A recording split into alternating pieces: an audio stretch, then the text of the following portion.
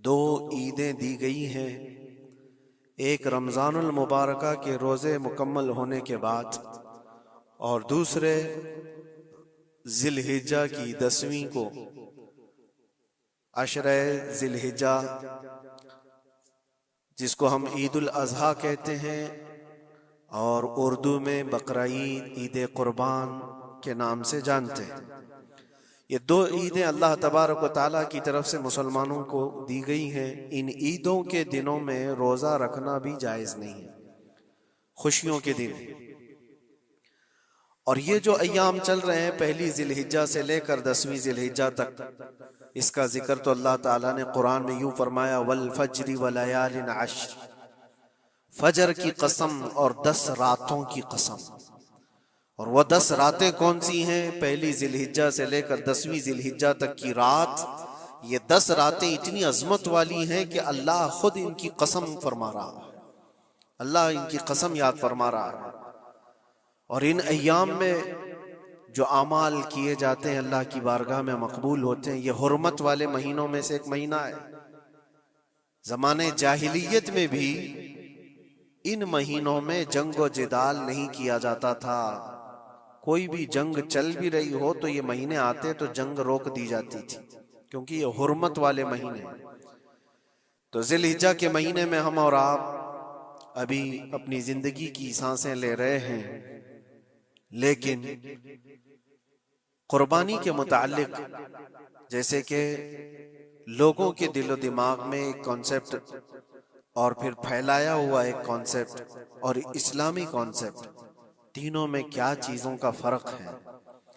इस्लाम कौन सी कुर्बानी चाहता है, लोगों ने क्या प्रोपेगेंडा फैलाया है और अवाम के जहन में क्या बैठा हुआ है, तीनों को हम थोड़ा सरसरी नजर से देखते हैं।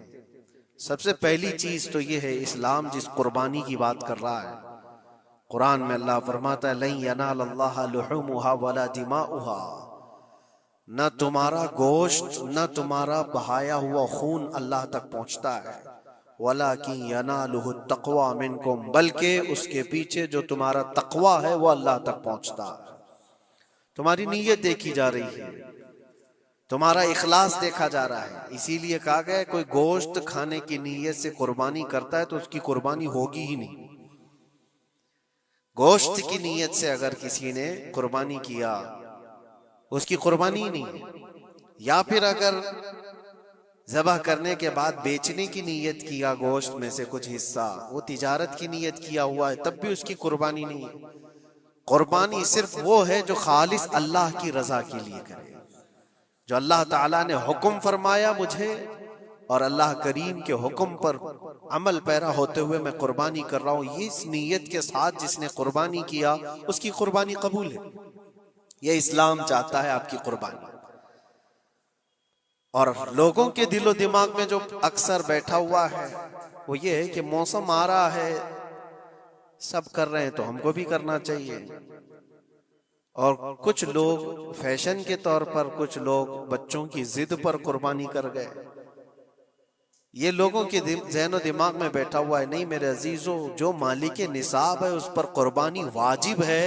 यहाँ तक कि अल्लाह के नबी सल्लल्लाहु अलैहि वसल्लम ने इरशाद फरमाया, इस्तिताअत होने के बाद, मालिक निसाब होने के बाद जिसने कुर्बानी नहीं किया, हुजूर फरमाते हैं वो हमारी ईदगाह के करीब भी ना आए। हुजूर अकरम सल्लल्लाहु अलैहि वसल्लम फरमाते हैं हमारी ईदगाह के करीब ना आए। उसके लिए दुनिया में ये वईद है तो आखिरत में उसका अजाब और है। तीसरी चीज, जो प्रोपेगेंडा क्या फैला हुआ है कुर्बानी को लेकर, एक बहुत बड़ा प्रोपेगेंडा है। इस्लाम के खिलाफ कुछ भी बात फैलाने के लिए लोगों को सिर्फ एक छोटी सी सुई चाहिए कि उनका एक फैलाया हुआ ये प्रोपेगेंडा कि लाखों हजारों एनिमल्स इसमें काट दिए जाते हैं, ज़बह कर दिए जाते हैं, खून बहाया जाता है, इसका हासिल क्या होता है? जीवित चीजों को मार दिया जाता है। मेरे अजीजों, लोग ये बातें तो सिर्फ और सिर्फ इस्लाम के खिलाफ करने के लिए फैलाते हैं, जबकि मैं आपको बताऊं दुनिया के तकरीबन मज़ाहिब में कुर्बानी का कॉन्सेप्ट मौजूद है। अक्सर दीनों में वो अलग अलग अंदाज है। कहीं बलि चढ़ाना हो गया है, कहीं देवता को कुछ पेश करना हो गया है। कुर्बानी का कई जगहों पर ये कॉन्सेप्ट मौजूद है, लेकिन कोई अपने गरेबान में झांकता थोड़ी ना, दूसरे के घर में झांकने की आदत ज्यादा होती है। इस्लाम की कुर्बानी लोगों को नजर आती है कि मुसलमान जितना प्रैक्टिकल है अपने दीन पर, दुनिया में कोई भी अपने दीन पर इतना प्रैक्टिकल नहीं है। कोई भी अपने दीन पर इस तरह पाबंदी से अमल करने वाला मिलता नहीं। जलन इसी बात की तो है कि कोई पोस्टर नहीं लगाते, कोई ऐलान नहीं करते, और जुमा में पूरी सफे इनकी भरी नजर आती। कौन तुम्हें प्रचार करके जुमा में बुलाता है? वो खालिक कायनात की तरफ से तुम्हारा जो लगाव है, वो जो तुम्हें खींच कर घरों से मस्जिदों में लाता है। फितनों का दौर है, उसके बावजूद जुमा में कोई भी मस्जिद ऐसी नहीं होगी जो खाली पड़ी हुई। मुसलमान आज के दौर में भी अपने दीन पर अमल पैरा है, और ये तकलीफ का सबब बन जाता है दूसरों के लिए। इसी तरह कुर्बानी के अय्याम आते हैं तो कुछ मॉडर्न ख्यालात वालों को ला करके हमारे दरमियान पेश किया जाता है। वो ऐसी मीठी मीठी बातों के जरिए से तुम्हें लुभाने की कोशिश करें। इतने पैसे खर्चा करने के, 40,000 का 50,000 का बकरा लेने से बेहतर है किसी गरीब को मदद कर दिया जाए, किसी का घर बना दिया जाए, किसी का राशन पहुंचा दिया जाए। मियाँ वो साल भर हम करते हैं अल्हम्दुलिल्लाह, कुर्बानी के दिनों में ही क्यों? अल्लाह के नबी सल्लल्लाहु तआला अलैहि वसल्लम की हदीस सुन।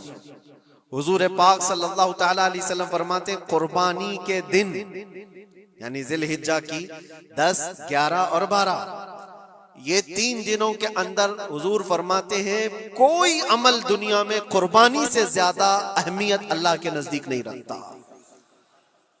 कोई अमल अल्लाह को इससे ज्यादा प्यारा नहीं है कुर्बानी।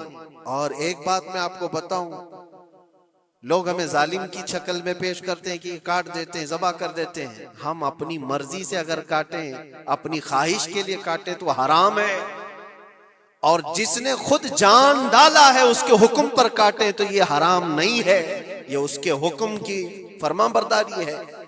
एक बात याद रखो, जानवर तो ये बकरा हो, भैंस हो, ऊंट हो, जिनकी कुर्बानियां होती हैं, ये अलग। जो मछली खाते हैं उसमें भी अगर कोई इंटरटेनमेंट के लिए शिकार करता है कि अपनी तफरीह कल्ब के लिए, तो उस मछली का शिकार करना भी हराम है। हाँ, खाने की नीयत है, तिजारत की नीयत है, तो मकसद के तहत अगर मछली पकड़ रहा है तो उसके लिए जायज है। इस्लाम यूं ही किसी चीज की जान लेना और खून बहाने का हुक्म नहीं देता। अल्लाह तबारक व तआला का हुक्म है, और उसने कायनात को जिस अंदाज से बनाया है, इन जानवरों को अल्लाह ताला ने हमारे खाने के लिए बनाया है, जिसकी वजह से ये कुर्बान किए जाते हैं। और अगर मैं कहता हूं सारे जानवरों की कुर्बानी बंद करके देख लो, फिर जानवर ही रहेंगे, तुम्हारा रहना मुश्किल हो जाएगा। इस्लाम की ये कुर्बानियां तो साल में एक मर्तबा होती है ना, जो एक दिन की जाती है, 10वीं जिलहिज्जा से 12वीं को।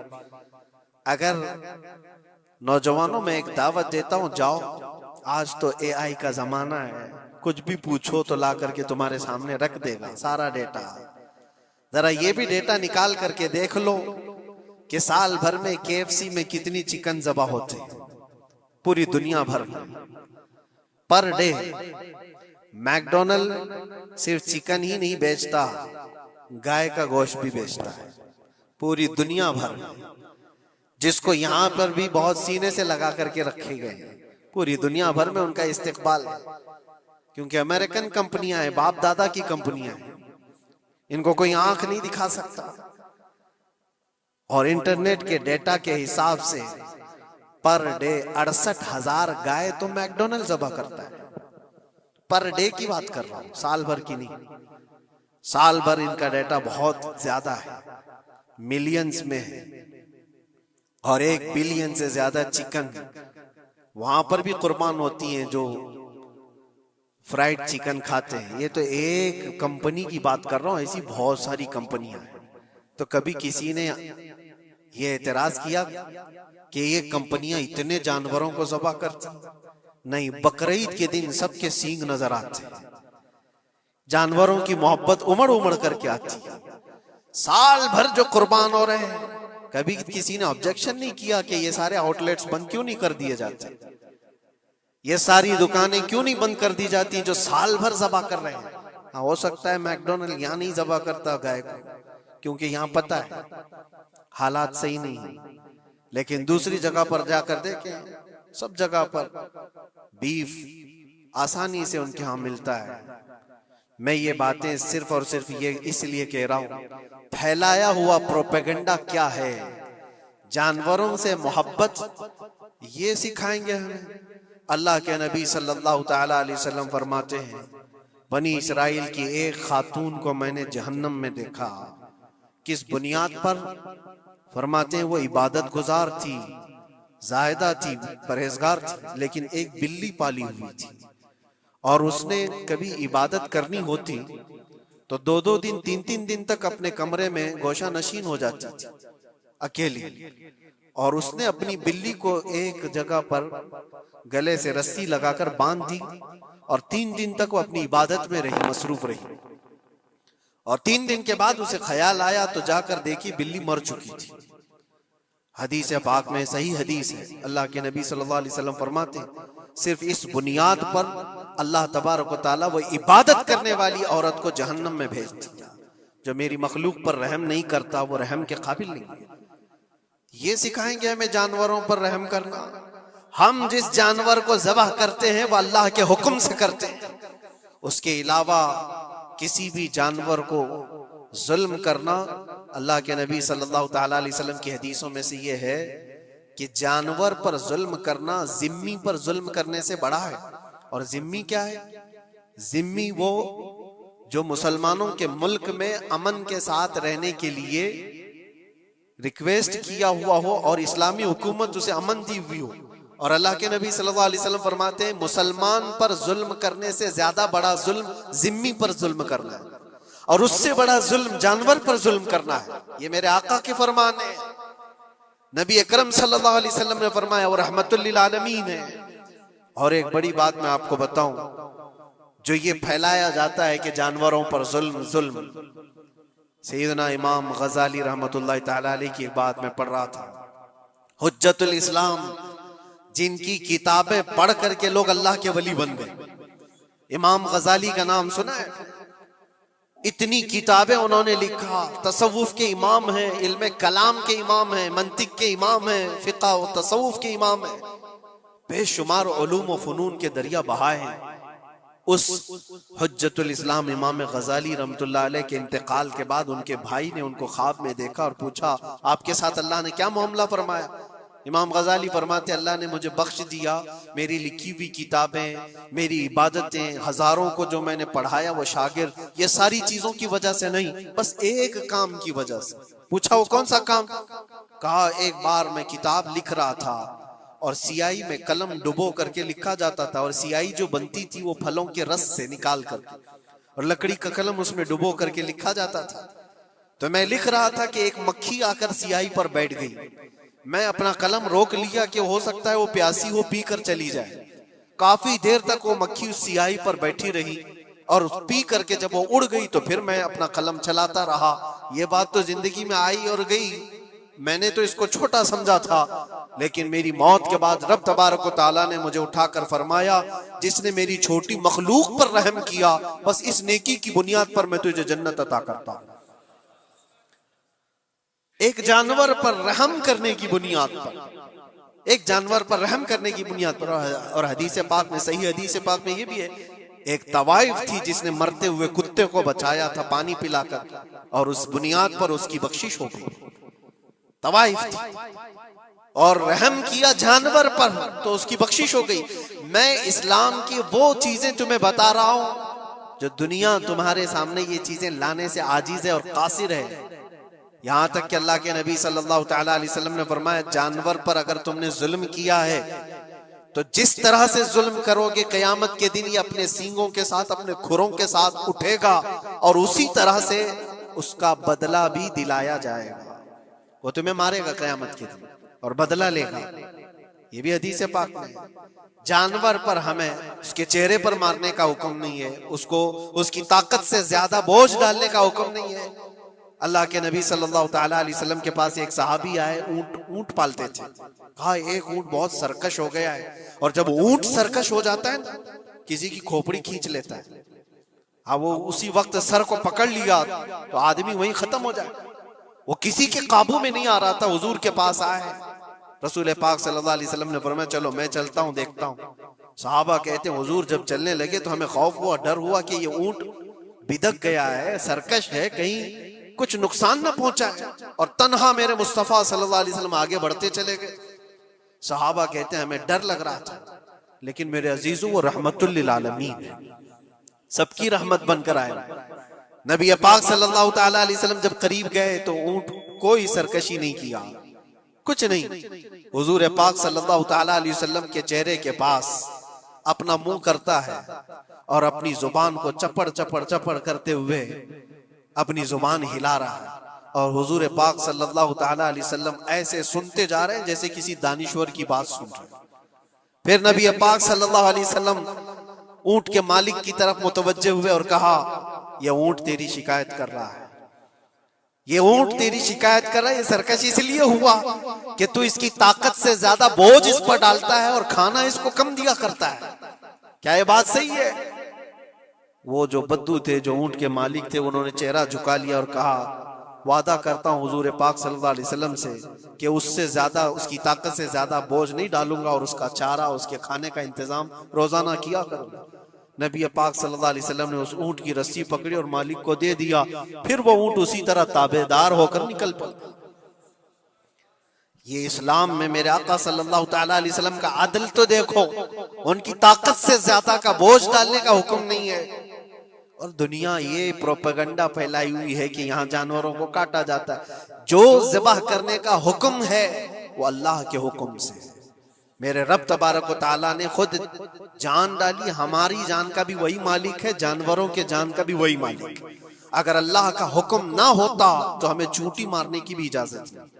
अल्लाह का हुक्म ना होता तो हमें किसी को भी कुर्बानी करने की इजाजत नहीं होती। ये रब तबारक व तआला का हुक्म है, तो जाहिर सी बात है हम अल्लाह के बंदे हैं। रब तबारक व तआला जानवरों की कुर्बानी का हुक्म दिया, इसलिए हर साल बकरीद में मुसलमान कुर्बानी करते हैं। अगर अल्लाह चाहे तो अपने बेटों की कुर्बानी का भी हुक्म दे दे, और दिया है रब तआला ने, और वो भी करके दिखाया सैयदना इब्राहिम अलैहिस्सलाम। अल्लाह तबारक व तआला अगर हुक्म दे तो क्या तुम ऐसे मुसलमान नहीं हो? मुसलमान का मतलब होता है सर झुकाने वाला अल्लाह के हुक्म के आगे। ये नहीं पूछेगा कि क्यों है और कैसे है। मुस्लिम कहते हैं अपना सर झुका दिया अल्लाह की बारगाह में, उसके हुक्म के आगे।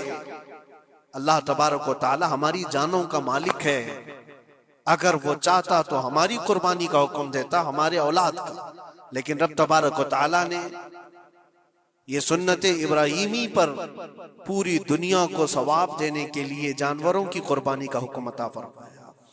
मेरे आका सल्लल्लाहु ताला अलैहि वसल्लम के पास एक सहाबी हजरत ज़ैद बिन अरकम आया और पूछा ये कुर्बानी क्या है मेरे आका?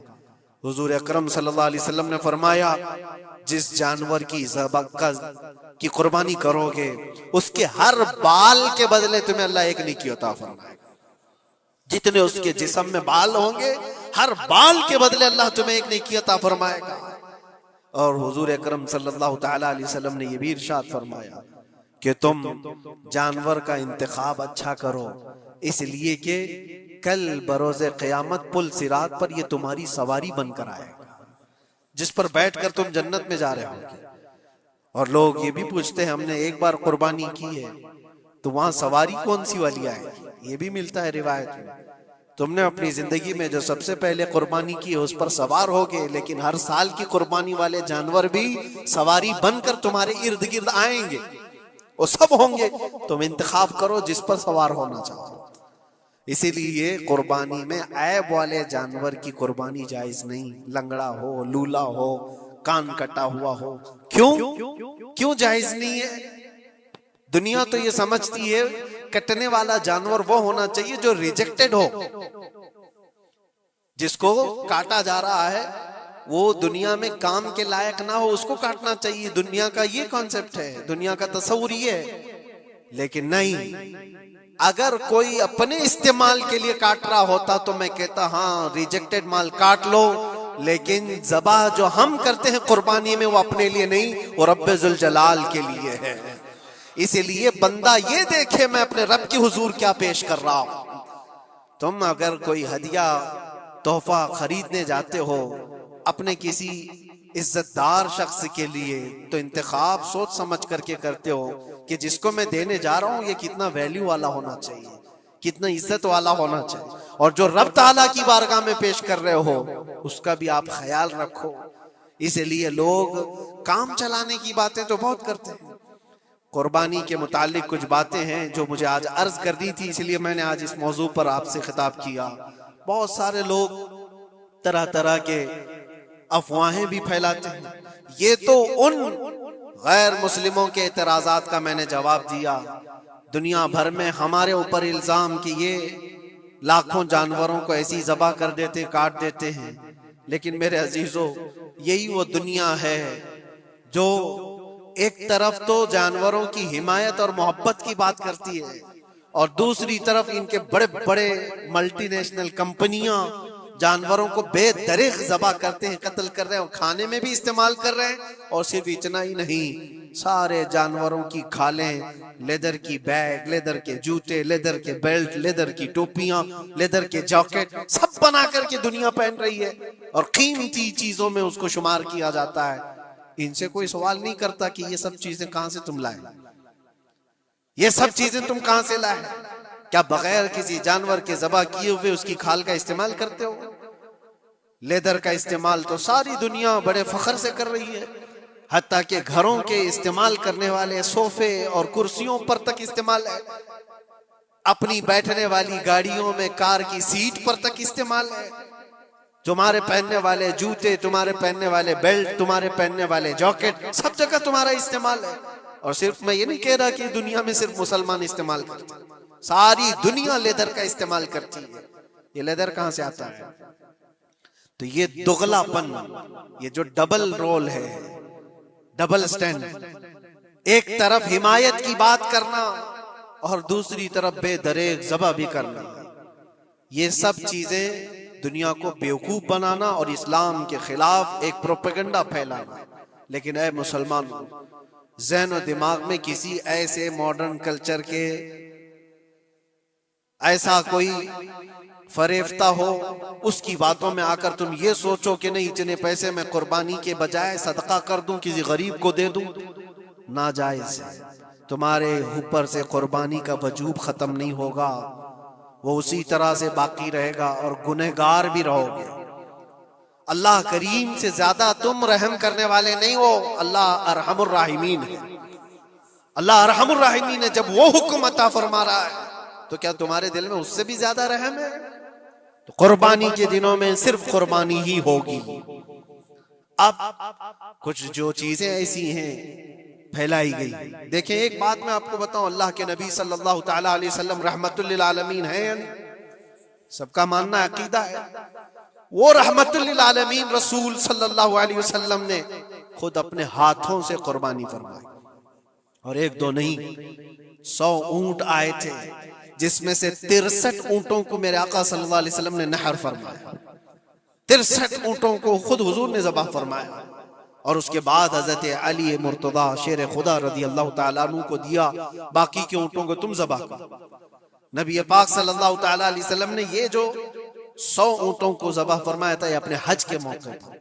और उसके अलावा एक हदीस पाक में ये भी है, हुजूर अकरम सल्लल्लाहु अलैहि वसल्लम ने जो 2 चितकबरे बकरे ज़बह किए थे। चितकबरे किसको कहते हैं? 2 कलर वाले, ब्लैक एंड व्हाइट जो होते हैं, अबलक उनको कहते हैं अरबी में।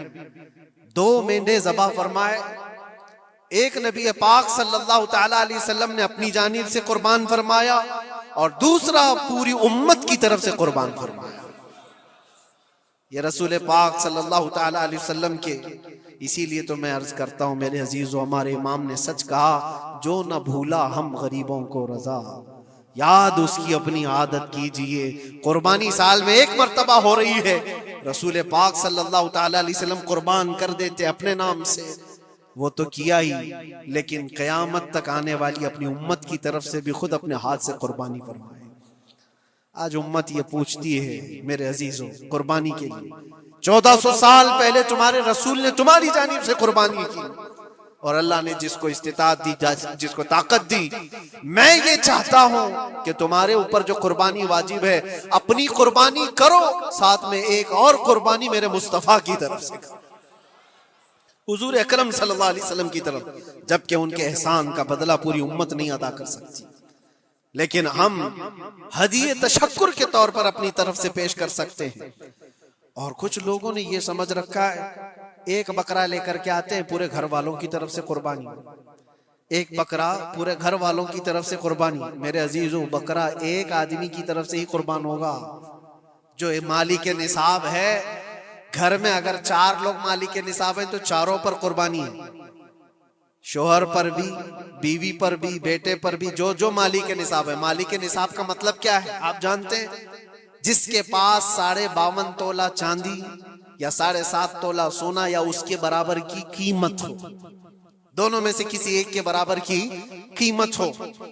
इस जमाने में आप कैलकुलेट कर लो 52.5 तोला चांदी की कीमत क्या हो सकती है। उतनी अगर तुम्हारे पास रकम है, उतनी मालियत है तुम्हारे पास, तो तुम मालिक के निसाब हो और तुम्हारे ऊपर कुर्बानी वाजिब है। कुर्बानी तुम्हारे ऊपर वाजिब है, और कुर्बानी वाजिब होने के लिए साल भर पैसे होना जरूरी नहीं, कुर्बानी के दिनों में अगर वो मालिक के निसाब हुआ तब भी उस पर वाजिब है। ज़कात का हुक्म अलग है, कुर्बानी का हुक्म अलग है। और पूरे घर की तरफ से एक बकरा कुर्बान किया तो किसी का भी नहीं हुआ। अगर 4 लोग घर में रहते थे और चारों की तरफ से एक बकरा ज़बा किया और चारों का नाम लिया गया है तो किसी के नाम से कुर्बानी नहीं हुई, क्योंकि पर्टिकुलर एक ही की तरफ से कुर्बानी हो सकती है। हाँ, बड़े जानवर में 7 हिस्से हो सकते हैं, वो ऊंट हुआ या बैल भैंस, ये जो बड़े जानवर हैं इन जानवरों में 7 हिस्से हो सकते हैं और उनमें शरीक होना जायज है। लेकिन 7 लोग जो शरीक हो रहे हैं उनके लिए भी शर्त है, कोई एक बंदा भी उसमें गलत अकीदे वाला भी ना हो और गोश्त की नीयत से शरीक ना हुआ हो, बल्कि सब कुर्बानी की नीयत से आए हो तो सबकी कुर्बानी होगी। ये ख्याल भी रहे, जरूरी है। अब हालात ऐसे आ गए कि सबके लिए एक बकरा लेना अगर ताकत के भर नहीं है, इस्तिताअत नहीं है, तो वो बड़े जानवर में हिस्सा ले सकते हैं जहां पर ये कुर्बानियां हो रही हैं, शरीक हो सकते हैं। कुछ लोगों ने ये प्रोपेगेंडा भी फैलाया है हमारे दरमियान में से कि बड़े की कुर्बानियां जो होती हैं, इज्तिमाई कुर्बानियां, ये जायज नहीं है, आदमी को अपनी कुर्बानी के वक्त सामने होना जरूरी है। ऐसी बातें फैलाई गई हैं। मैं आपको हदीस पाक सुनाता हूं। अल्लाह के नबी सल्लल्लाहु ताला अलैहि वसल्लम ने इरशाद फरमाया हजरत फातिमा से, कहा है फातिमा अपनी कुर्बानी के वक्त सामने रहो, कुर्बानी के खून का कतरा जमीन पर गिरने से पहले अल्लाह ताला तुम्हारे पिछले सारे गुनाह माफ फरमाएगा। हदीस पाक है। लेकिन साथ में दूसरी हदीस ये भी है, नबी पाक सल्लल्लाहु ताला अलैहि वसल्लम ने अपनी कुर्बानी का वकील हजरत अली को बनाया था कि अपनी नियाबत दे दी कि मेरी तरफ से तुम कुर्बानी करो।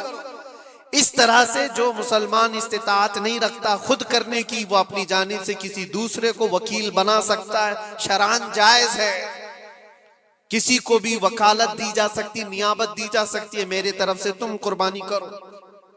जैसे कि घर में कोई औरत मालिक के निसाब है, अगर ये हुक्म होता कि औरत खुद जाकर के करे तो कहां से करती?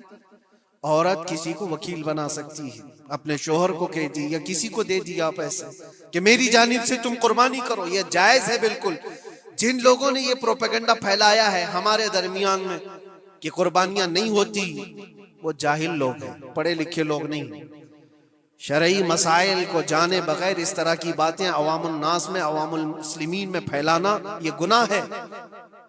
हाँ, इस बात को याद रखें, जो वकील है कुर्बानी का उसके ऊपर जिम्मेदारी है कि वो जितने लोगों की कुर्बानी कर रहा है जानवर शरीयत के मुताबिक का ले, ऐबदार जानवर की कुर्बानी ना करे। लागर हो, कमजोर हो, सींग टूटा हुआ हो, कान कटा हुआ हो, पैर कटा हुआ हो, दुम कटी हुई हो, या इतना कमजोर के चल नहीं सकता, खड़ा नहीं हो सकता, ऐसा ऐबदार जानवर ना ले। ये वकील की जिम्मेदारी है जो सबकी तरफ से कुर्बानी कर रहा है। और दूसरी चीज, ऐब किसको कहते हैं? ऐब किसको? कान में अगर सुराख है तो वो मकरू है, लेकिन कुर्बानी है उसकी। हाँ, सींग अगर बचपन उसके पैदाइशी नहीं आए थे तो जायज है उसकी कुर्बानी। आए थे और टूट गए तो उसकी मिकदार बताई गई है। 1/3 हिस्सा अगर टूटा है तो उस वक्त तक जायज है। उससे ज्यादा जड़ से टूटे हुए हैं तो कुर्बानी जायज नहीं। कोई पैर पूरा कटा हुआ है, दुम पूरी कटी हुई, ये ऐब में आता है। ऐबदार जानवर की कुर्बानी जायज नहीं। ये वकील करेगा, नहीं करेगा तो वो गुनहगार है। लेकिन इसका मतलब ये नहीं होता कि इज्तिमाई कुर्बानी जायज ही नहीं, जायज ही नहीं। ऐसी बातें क्यों फैलाई जाती हैं? हदीस पाक में मिलता है कि नियाबत और दूसरे को वकालत देना जायज है। अब कुछ लोग ये भी फैलाते हैं कि कुर्बानी के जो हिस्से लिए जाते हैं, गोश्त दिया जाए तो उसकी कीमत अलग होती है, गोश्त ना लो तो उसकी कीमत अलग होती है। सब फैली हुई चीजें हैं। उसका रीजन भी पता करना चाहिए। ऐसी बगैर इल्म के बात करने से 4,000-5,000 रुपए का एक हिस्सा आता है अगर शहर में कोई बड़ा जानवर ज़बह करे, क्योंकि महंगा मिलता है बैल। और बाहर जब जाकर के कोई ज़बह कर रहा है तो वही एक हिस्सा 1,500 रुपए में 2,000 में हो जाता है। तो कुछ लोगों को ये गलत फहमी फैलाई जाती है कि ये लोग करते ही नहीं है और ऐसे ही पैसे वसूलते हैं। ऐसा नहीं। दूर दराज कुछ इलाके ऐसे हैं, बंगाल है, उड़ीसा है और भी कई इलाके बिहार के, जहां पर बड़े जानवर निहायत ही सस्ते दाम में मिलते हैं। बल्कि वहां पर जानवरों की कीमत सिर्फ 5,000, 6,000 और 10,000 के नीचे होती है, बड़े जानवरों की, जो हमने देखे हैं। वहां जाकर कुछ तंजीमें कुर्बानी करती हैं। अगर वो सही तरीके से शरीयत के मुताबिक जानवर लेकर के कर रहे हैं तो कोई हर्ज नहीं। चाहे वो 200 रुपए हिस्से में भी करता हो, कोई हर्ज नहीं। कीमत मैटर नहीं करती, जानवर मैटर करता है। कीमत चाहे जितनी भी हो रही हो। इस चीज को आज वजाहत करना जरूरी था, इसलिए मैंने आपके सामने बयान किया। गलत फहमियों में ना फैले, गलत फहमियां ना फैलाएं, खुद भी बचे। हाँ, अफजल क्या है? अफजल तो ये है कि अल्लाह ने तुम पर वाजिब किया, तुम जाओ अपने हाथ से करो, तुम जाओ। क्योंकि हदीस पाक में मिलता है कि तुम अपने हाथ से कुर्बानी करो अगर ताकत रखते हो। उसके खून का कतरा गिरने से पहले तुम्हारे पिछले सारे गुनाह अल्लाह माफ फरमाएगा। यह अफजल है। ये सारी बातें थी जो ईद कुर्बान से रिलेटेड थी। अल्लाह करीम हम सबको उसकी रजा के लिए कुर्बानी करने की तौफीक अता फरमाए। लेकिन साथ में एक